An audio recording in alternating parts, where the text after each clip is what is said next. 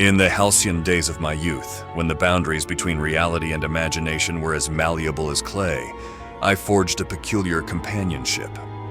An imaginary friend, resident in the cavernous embrace of a massive antique dresser, became the custodian of my juvenile secrets and the teller of stories veiled in the enigmatic haze of childhood recollection. His name, innocent syllables that rolled off the tongue like a lullaby, danced between Peter and Patrick, a nomenclature woven from the whims of youthful fancy. In the realm of make-believe, he emerged as a spectral confidant, a whisperer of tales that left indelible imprints on the canvas of my tender mind. The dresser, with its ornate carvings and mysterious compartments, became the portal to a world where the ordinary transcended into the extraordinary. One day, the ephemeral veil between the realms of imagination and the tangible parted. A conversation with my father, a man whose professional wanderings often rendered him a stranger to the intricacies of my childhood pursuits, unraveled the seamless tapestry of my imaginary confidant. As I animatedly recounted the tales spun by my dresser-bound friend, my father, a stoic figure in the fabric of my upbringing, betrayed a subtle unease. He inquired about the name, a seemingly innocuous detail that cast a pallor over his countenance. Peter, or Patrick, syllables that held the weight of an undisclosed history, echoed in the stillness of that moment. His request for visual representation manifested in a hastily sketched rendering. The lines, drawn with the crayon fervor of a child's hand, etched the semblance of my spectral companion onto paper. The inked visage, innocently portraying the contours of an imaginary friend, held a gravity I failed to comprehend in my youthful innocence. The following day, a revelation unfolded with the solemnity of a clandestine ritual. My father and uncle, gripped by a shared history that unfolded like a disquieting folktale, dismantled the once cherished antique dresser. Its polished surface, a repository of whispered secrets and spectral companionship, succumbed to the devouring flames of an unforeseen pyre. In the aftermath of the incendiary ritual, the air hung heavy with the scent of charred wood, a funeral pyre for a relic that harbored more than the tangible traces of its ornate craftsmanship. The dresser, reduced to ashes, held within its silent embrace a narrative that transcended the realms of youthful fancy. Years passed, and the enigmatic saga of the dresser found its resonance in the corridors of family history. A revelation, as chilling as the spectral whispers that once echoed within its confines, manifested with the eerie precision of an ancestral curse. My uncle, my father's younger brother, had harbored an imaginary companion within the same antique dresser. A friend who bore the mantle of the same name, Peter or Patrick. The symmetry of the narrative, once confined to the realms of childhood fancy, now held a disconcerting truth. The specter that danced within the confines of the dresser, once a benign confidant, metamorphosed into an entity that transcended the boundaries of imagination. The tales it wove, veiled in the innocence of youthful naivety, unfolded with a malevolence that eluded comprehension. For my uncle, the imaginary friend ceased to be a benign companion. The whims of childhood imagination morphed into a nocturnal terror, a phantom that seized the sanctity of sleep and transformed it into a landscape of night terrors. The once shared confidant became a harbinger of dread, its spectral presence casting shadows that refused to dissipate with the dawn. Night after night, my uncle wrestled with the malevolence that lurked within the confines of his bedroom. The dresser, once an emblem of antiquated charm, became a gateway to a realm where the boundaries between the known and the unknown dissolved. Peter or Patrick, a name that once resonated with innocence, echoed in the silent corridors of night as a harbinger of unrelenting terror. The crescendo of nocturnal torment reached its zenith, a cacophony of fear that reverberated through the family home. It demanded action, and the confines of my uncle's room, now tainted by the malevolent presence of the imaginary companion, became an insurmountable prison. A decision, shrouded in the urgency of desperation, unfolded. A relocation that sought to sever the ethereal tether binding my uncle to the malevolent entity. The bedroom, once the sanctuary of sleep, became a haunting landscape to be forsaken in the quest for respite from the tormenting grasp of an unseen phantom.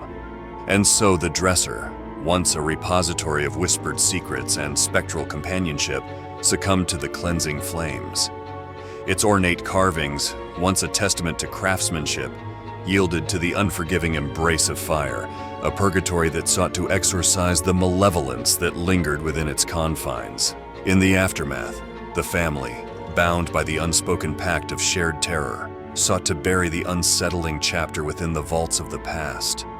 The dresser, now reduced to embers and ash, left behind a void, a tangible absence that belied the spectral echoes of the malevolent imaginary friend. The legacy of Peter or Patrick, etched in the annals of family history, became a cautionary tale, a disquieting revelation that the whims of childhood fancy could metamorphose into entities that defied the logic of the rational mind. The dresser, once a cherished relic, became a vessel for an otherworldly malevolence that transcended the innocence of youth.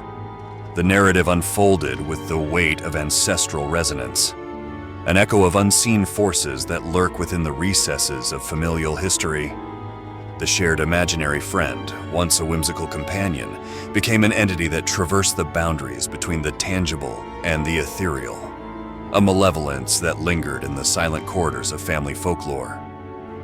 And so, the first chapter of the disconcerting saga unfolded, a revelation of spectral companionship and malevolent whispers veiled within the ornate confines of an antique dresser. The innocence of youth, once a shield against the unseen, gave way to a disquieting truth.